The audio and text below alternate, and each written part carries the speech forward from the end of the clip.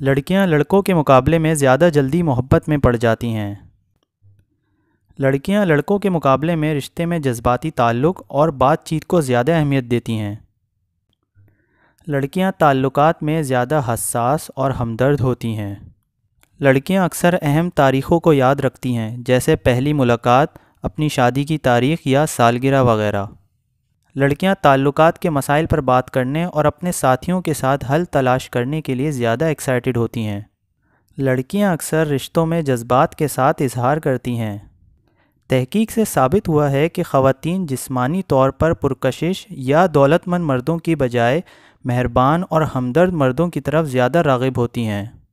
جب محبت میں پڑنے کی بات آتی ہے تو خواتین زیادہ محتاط رہتی ہیں اور انہیں اپنے ساتھیوں پر مکمل اعتماد کرنے میں زیادہ وقت لگ سکتا ہے۔